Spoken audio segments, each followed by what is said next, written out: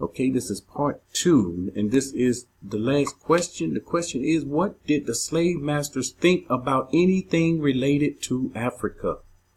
Okay, their opinion about things that related to Africa. Number one, it caused them discomfort. Whenever Kunta arrived at the plantation, it was his first order to learn English because they didn't want to hear any, of that African stuff, they so called it. And even, a lot of the black slaves were talking to him. They were trying to be nice to him and help him understand. You can't speak that stuff around the master, make him uncomfortable, make white folks scared. So change that language, change it to English. Yes, and that's why they, had him to change his name, which he really tried his best to hold on to. He did not want to, leave his name. And another incident of them being wary of anything from Africa, Kunta in the book tried to keep up with his age because, they didn't help him or they didn't care about that. He had a little bowl, a little gourd, and he had these little pebbles or rocks. He would put them into the gourd to count, what he called reigns, or what we refer to now as months. And every 12 reigns he would be another age, and he kept up with his age that way just so he could know how old he is, see how much time had passed, because he had the idea that he was going to go back one day. He really had the idea at a certain time period. So he had returning back to homeland on his mind, something we don't have today. Yes, and whenever he brought it up to the other slaves, they the eyes got big, like, what? Don't you know there's a big water between this land and that one, It's impossible. They're trying to say it's impossible. Yeah, but one day the master came in, there was an urgent situation, and he saw the gourd full of the pebbles, and he said, "What's that? Is that some African voodoo? What's that?" He got really concerned and really angry when all Kunta was doing was keeping up with his age. At that moment, Kunta was smart enough to do what most black people do. We adapt psychologically. So he said, "No, sir, master. This just some, just me counting up my age because I'm too stupid to keep up myself." He kind of realized that another way to woo white people or to get over them is to condescend to your own self and to make them feel superior. And thankfully, he avoided trouble at that time.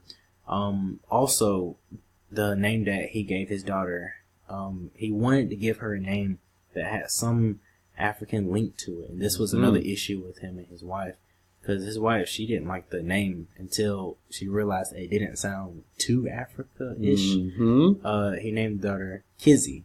And the only reason why that could slide is because it rhymes with, the modern day Kinsey, and that's like more of a modern name that's accepted among white people. So he called her Kizzy, and Kizzy from his language meant stay put, because he didn't want her to leave or be sold off. He wanted the foundation of the family to stay put. Which that's actually another point I want to discuss, how slavery was the beginning of the separation of the black family. Okay. There was an issue with Kizzy. Kizzy could actually read, because Kizzy spent a lot of time with the master's daughter. The master's daughter revered Kizzy as some interesting plaything, and they would play teacher and student.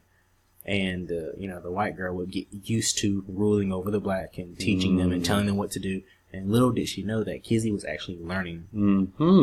What happened was Kizzy helped a lover of hers to try to escape the plantation, and this got her into trouble, which is why she was sold off.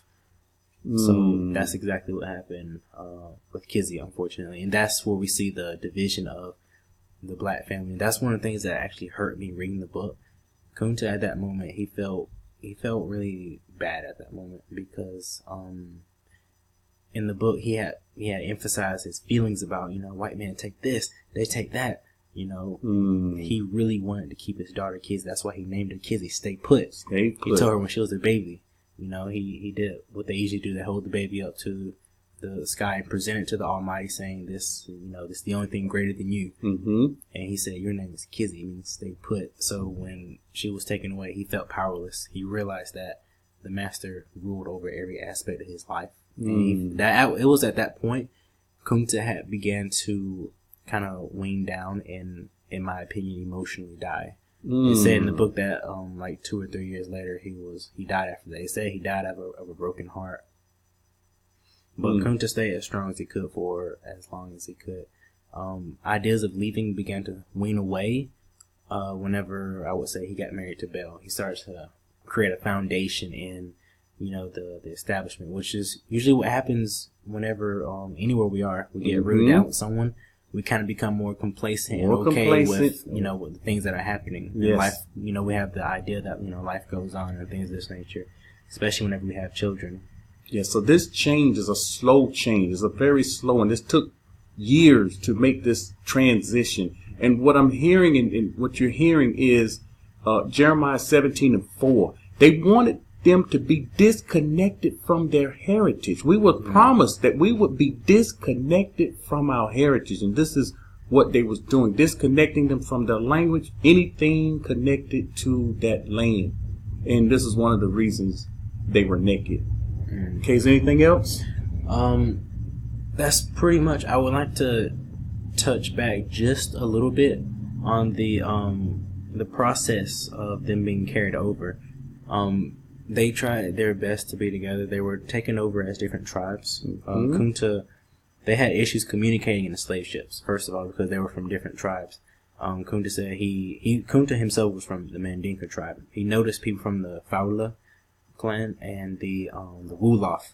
He noticed them in their language, and they work hard together so they can try to understand things, and they tried to stay together within the slave ships. But unfortunately, they were overpowered in the end, and a remnant of them were left off and dropped off to America. But that's pretty much all I have to say about that. I will note that Roots is one of the few books that actually touched me emotionally.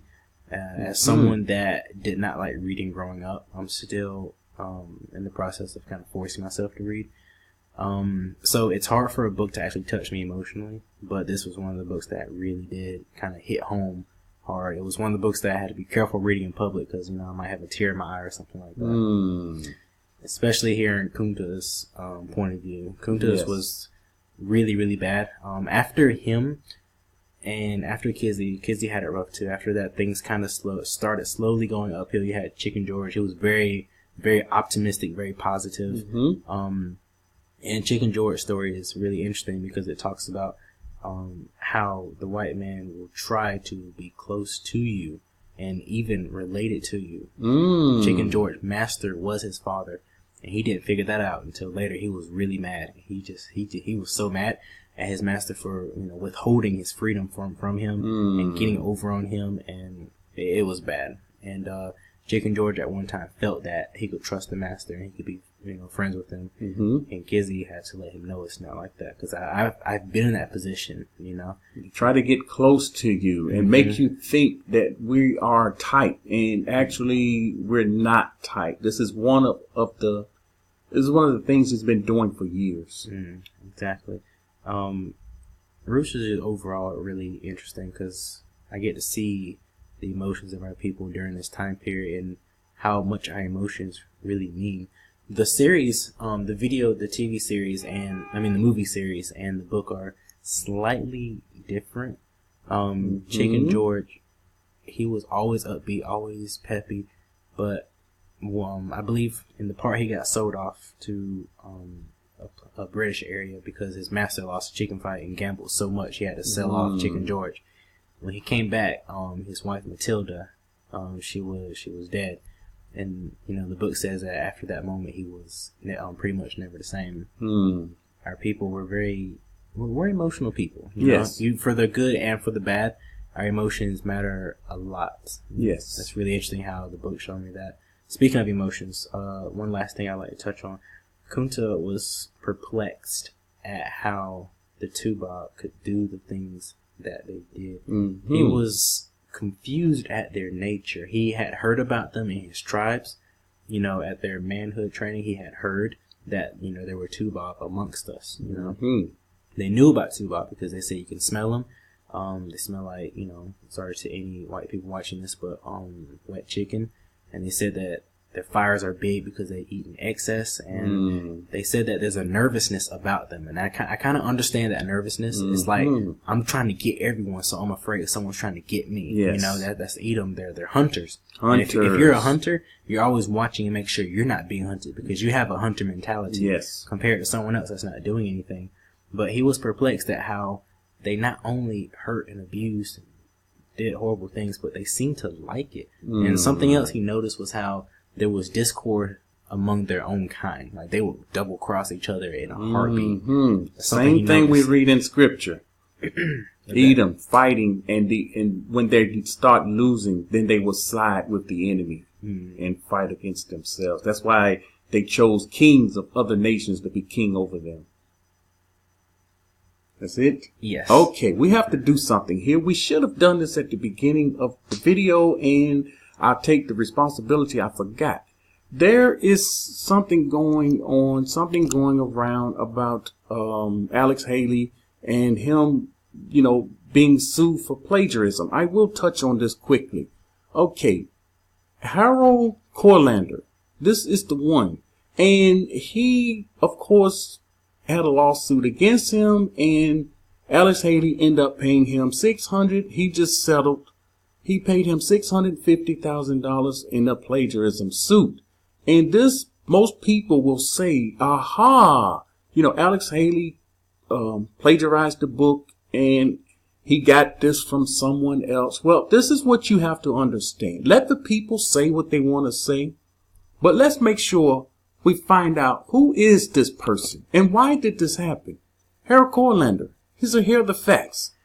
Folklorist, 1908 to 1996, was not a familiar name for most people during his lifetime. Okay, we see here he had the history of the Native Americans, Asians, Indians, and countless African tribes. All right, let me get down to who is this person. You can read up about him, but this is what I want you to see. Boyhood friendship paved career path. Harold Corlander was born in Indianapolis, Indiana on September the 18th, 1908. His parents were David Corlander and Tilly Oppenheim, however you say her name, sorry. Both families were of European Jewish origin. So we know these people, when you do something to help people out, they will come against you. And this was their way of coming against him, and his writing, to discredit him. Nothing good ever comes out of them when they do these things. And we know why. Who would ever, why does this always have to happen? And this pattern continues over and over again. And the interesting part about that is I actually looked into it to see what exactly did he plagiarize. And they were talking about the part in the slave ships whenever, the people are, jumbled up like a package of hot dogs. And, Kunta, he's bound up, he's chained up, and he couldn't scratch the lice that were beginning to crawl at the corners of his eye. And, what Roots tries to do, it tries to touch on the small things that you cannot put in a movie, or the things that are just too disgusting to put in a movie. And these are the details that really matter. And just because he explains something that really happened and someone else explains something that really happened, they're explaining different words. It doesn't mean that one is plagiarism. And the reason why Kunta was known as the African later is because the story that was getting passed down from generation to generation, it kind of got lost, especially around the time that they got their freedom. Whenever black people got their freedom, and this is something that relates to us, whenever something's over, we're trying not to worry about it, especially if the white people don't worry about it. So whenever they got their freedom, they stopped worrying about that, and the story died off. He became known as the African instead of Kunta Kinte. Yes. And actually, they were talking about it, and one of the older women that went through slavery, they was like, all right, y'all stop talking about that slavery stuff. They want to forget about it, Yeah. So the story died off, and he became known as the African until Alex Haley retraced his roots and spoke to people and got the idea of what really happened. And this is something they want us to forget about, slavery, and don't talk about slavery. Why do we keep bringing up slavery? And, but the Jewish Holocaust, we'll talk about that forever. But we can't talk about slavery. People get uncomfortable. It's American history. Put it in the books. Put the truth about the matter in it and stop trying to hide it. You talk about all the other history. this is a history that must be touched also. But this book here, anybody that's interested in reading this book, you should check it out. Okay, anything else? No, thank you so much for listening. All right, shalom.